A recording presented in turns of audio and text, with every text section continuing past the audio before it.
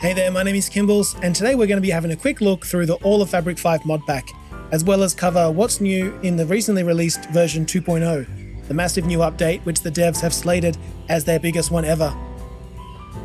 In case you didn't know, All of Fabric 5 is a kitchen sink mod pack for Minecraft 1.18.2, put out by the crack team of hardworking scientists over at Team AOF.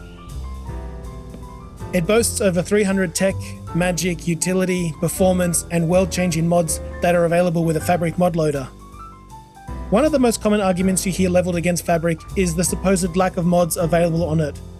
Well, while that may have been true way back when, the Fabric community has grown rapidly since its launch in 2018, with many Forge mods being ported over to Fabric and even a few completely new and original mods exclusive to the platform.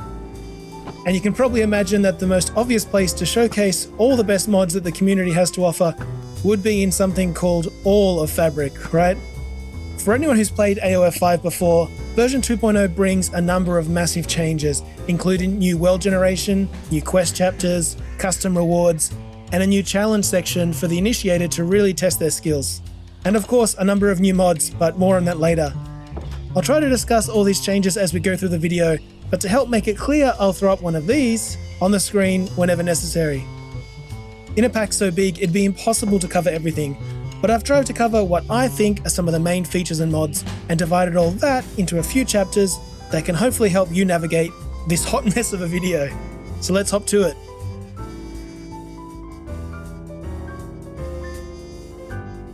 With the inclusion of Terralith in the latest update to the pack comes a fundamental overhaul of the world, taking what vanilla Minecraft provided to world generation in the Caves and Cliffs updates and turning it up to 11. There are literally hundreds of new biomes added by mods including Terralith, Oh the Biomes You Go, and Promenade. While Biome Makeover breathes fresh life into existing biomes like the Badlands, Swamp, and Dark Forest.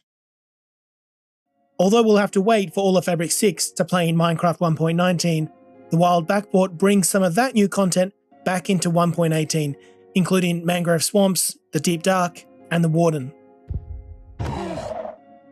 Far from being a blank canvas, the world around you is chock full of life and feels like it's steeped in history, with a huge amount of structures added from mods like Jung's, repurposed structures, Mo structures, Structury, the Graveyard, and probably some others. These promise loot, but also their fair share of danger. There's custom mine shafts and villages, including this beautiful castle that I've decided to squat in. Yeah, I'm not giving this one back. And with the addition of Ambient Sounds 5, you'll have to fight the urge to just sit back and chill on your boat for a couple hours, reeling in some loot crates with the Terraria-inspired Go Fish mod. Around the world, you'll find a huge variety of animals and insects from mods such as Goodle, Naturalist, and Ecologics. These include bears, butterflies, birds, fireflies, snails and snakes, rhinos, elephants, and I think you get the point.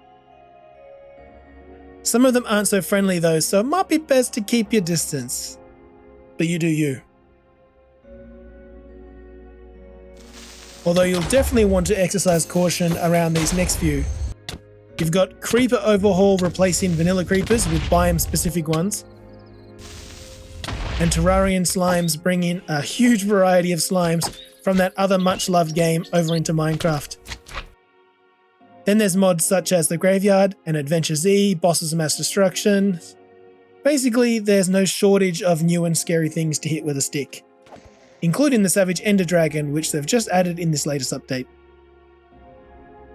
Speaking of, the Nether and the End Dimensions have also received a massive facelift, with their own share of new biomes, structures, and mobs to explore. They're now beautiful enough to realistically build your own base there, so go on, I dare you. If that's all starting to feel like a bit much, and you need somewhere quiet to retreat to and just be alone with your thoughts, Simple Void has got you covered, giving you plenty of room to build your base from scratch without having to worry about, like, literally anything else. It's just you.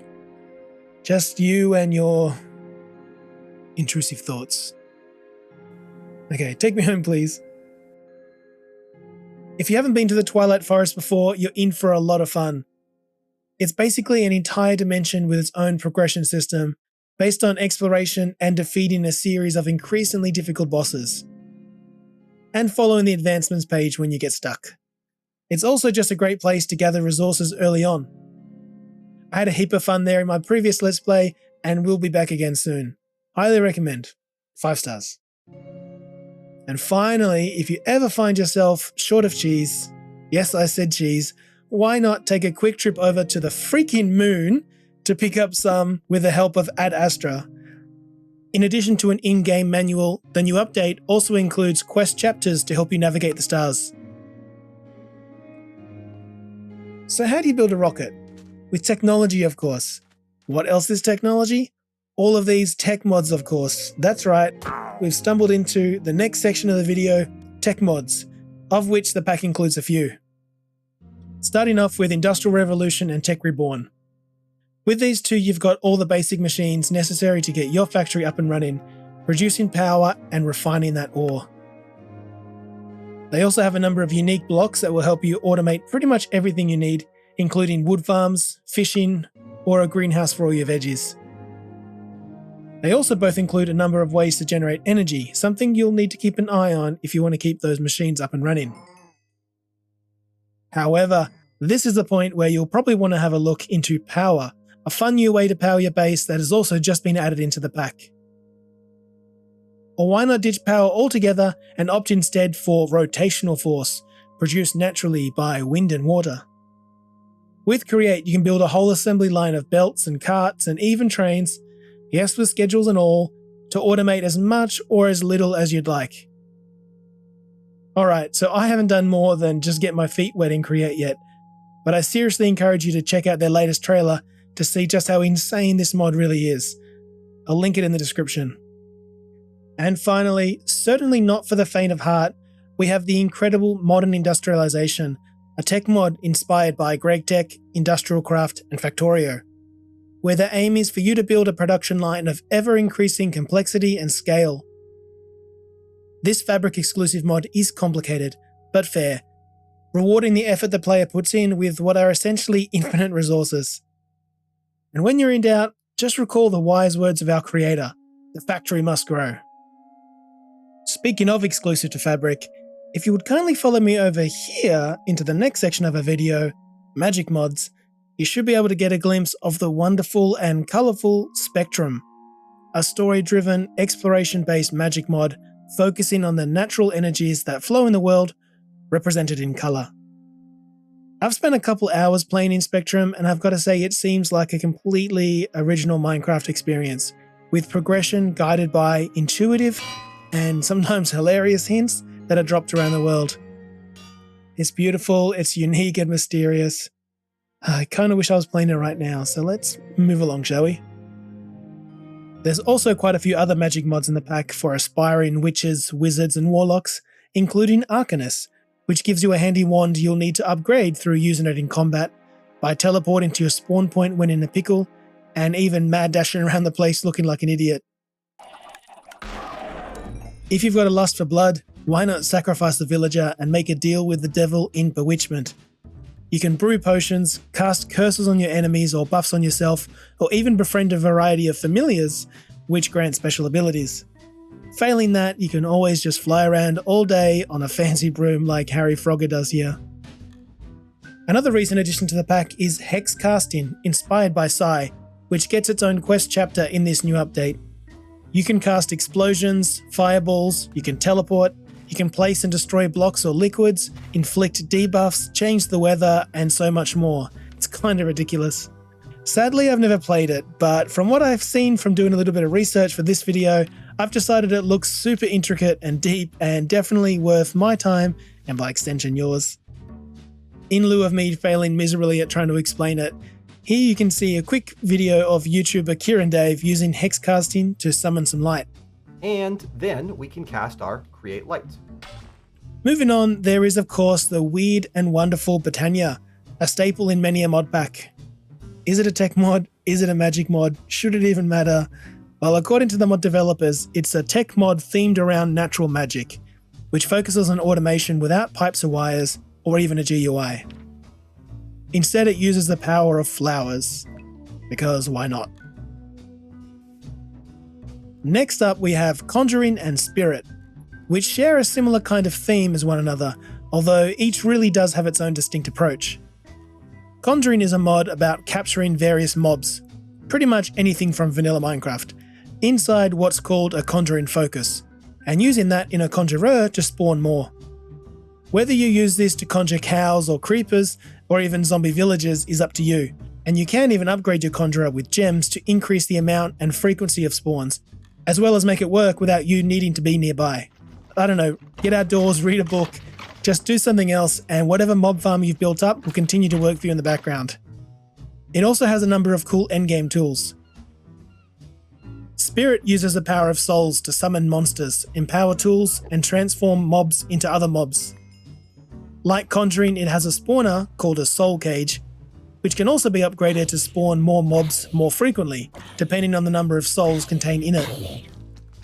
You can empower your weapons with captured souls to give special effects. For example, empowering your sword with blaze souls will set your target on fire.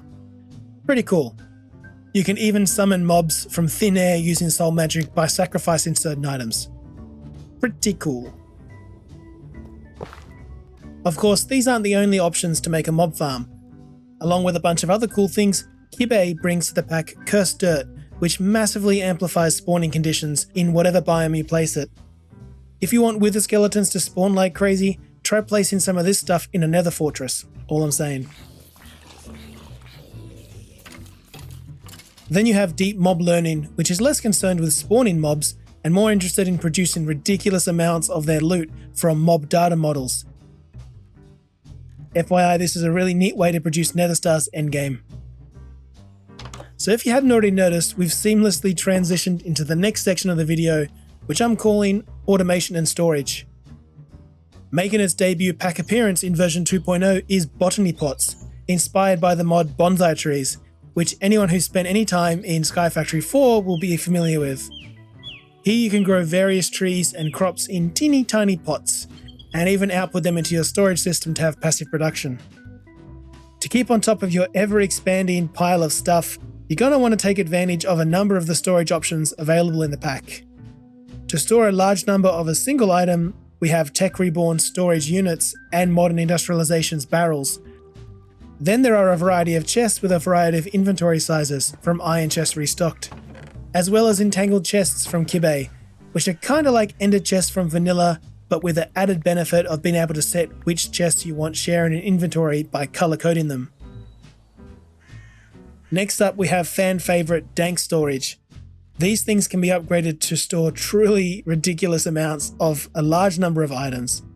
If you set 2 or more danks to the same frequency, they'll share an inventory, and you can switch between storage and construction mode on the fly, the latter letting you directly place blocks in the world or do things like open books you have stored in your dank.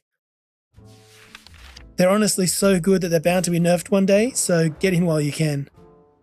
And while we're on the topic of portable storage, both Inmus and Traveler's Backpack offer a large number of trendy bags to store your items in on the go, the latter also having 2 tanks that you can use to store whatever fluids you want. Some of these even have unique abilities like night vision, fire resistance, and even the ability to lay eggs.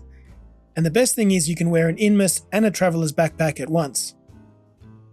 While not required, it's highly recommended by everyone in the know that you need to get yourself into Applied Energistics 2, an insanely complex and beautiful storage and automation mod which can and probably should be the backbone of your base, making your life and mine infinitely easier.